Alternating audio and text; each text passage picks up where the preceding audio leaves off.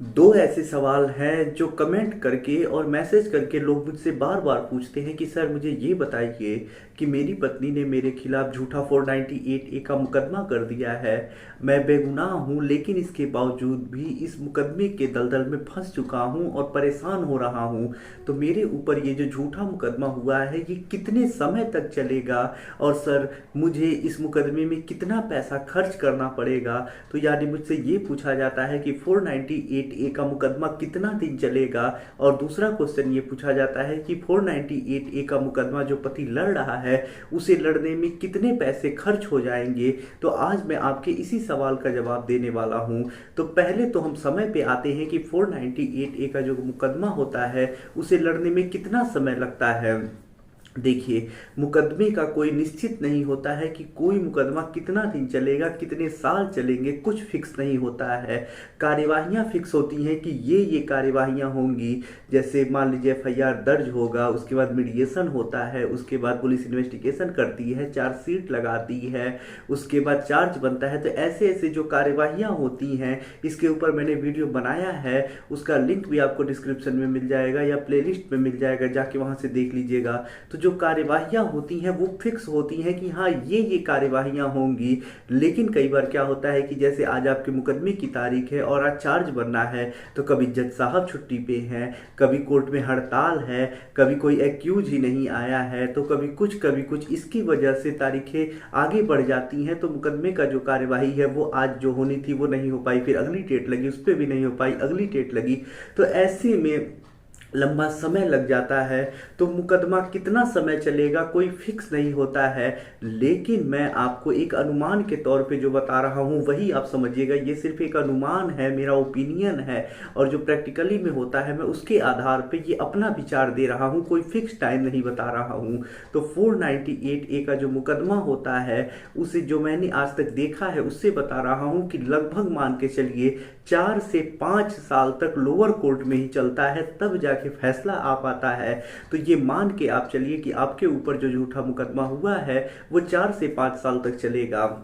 अब देखिए, अपने दूसरे क्वेश्चन पे आते हैं कि कितना रुपए खर्च हो जाते हैं। तो देखिए, कोई फिक्स नहीं होता है कि मुकदमे में कितने रुपए लगेंगे। अब देखिए, जो वकील होते हैं वो दो तरीकों से फीस लेते हैं। कुछ ऐसे वकील होते हैं जो एक बार में अपनी फिक्स फीस ले लेते हैं। जैसे वो क्लाइंट से बोल देते हैं कि मैं 50,000, 1,80,000 जो भी उनकी फीस होती है मैं लूंगा और आपका पूरा मुकदमा शुरू से लेके लास्ट तक देखूंगा, इसमें आपको कहीं कोई दोबारा फीस लेने की आवश्यकता नहीं है।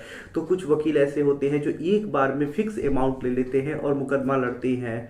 और दूसरा तरीका होता है हर तारीखों पे फीस लेने का। तो इसमें वकील के योग्यता के ऊपर है, अपनी काबिलियत के ऊपर है, जगह के ऊपर है। छोटी जगहों पे कम फीस लगती है, बड़े शहरों में ज़्यादा फीस लगती है। तो इसमें कोई वकील 100 रुपये, 150, 200, 500, 1000, 2000, 5000 जो भी उनकी योग्यता होती है, जैसा जगह होता है उसके आधार पे फीस लेते हैं। तो जितनी आपकी तारीखें पड़ेंगी उसके आधार पे वकील फीस लेते हैं। जमानत जब होती है तो उस समय आपके मान के चलिए कि जितने भी एक्यूज हैं उनके हिसाब से आपको 2000, 3000, 5000, 10,000 रुपये ऐसे फीस देने पड़ते हैं, चार्ज बनता है। तो उस समय वकील फीस लेते हैं। उसके बाद जब कुछ अन्य कार्यवाहियां होती हैं तो उस समय फीस लेते हैं वकील। उसके बाद जब क्रॉस एग्जामिनेशन होता है तो ये तो वकील की योग्यता पे होता है, तो वहाँ पे आपको कुछ ज़्यादा रकम देना पड़ता है फीस के तौर पे, क्योंकि वकील अपनी काबिलियत के आधार पे ये फीस लेता है। और यदि अच्छा वकील नहीं रखेंगे क्रॉस एग्जामिनेशन में तो ऐसे में आप कमज़ोर पड़ जाएंगे, आपको सज़ा भी हो सकती है। तो क्रॉस एग्जामिनेशन में आप एक काबिल वकील ही रखें, ऐसा एक वकील रखें जो भले से ही फीस लेता हो लेकिन उसे जानकारी अच्छी हो। तो देखिए, फीस का कुछ फिक्स नहीं होता है कि वकील कितना फीस लेगा, कितने पैसे मुकदमे में लगेंगे। लेकिन मान के चलिए कि जो आपके ऊपर 498A का मुकदमा है, आप उसे यदि 5 साल तक लड़ते हैं तो आप मान के चलिए कि आपके लगभग 1.5 से 2 लाख रुपए तक खर्च होने ही हैं सिर्फ फीस के तौर पे कोर्ट आने जाने के लिए। तो मान के चलिए कि 1.5 से 2 लाख रुपए का खर्चा है मुकदमा लड़ने में। तो यही कुछ चीज़ें थी जो भी मैंने आपको चीज़ें बताई, सिर्फ एक अनुभव के आधार पे और जो मैंने देखा उसके आधार पे बताई। ये कहीं लिखा नहीं है, कहीं बताया नहीं गया है, कोई कानून नहीं है, ये कोई फिक्स नहीं होता है। हो सकता है आपका ज़्यादा लग जाए, हो सकता है किसी का कम लगे। तो ये मैंने एक सिर्फ अनुमान बताया है, एक एवरेज बताया है।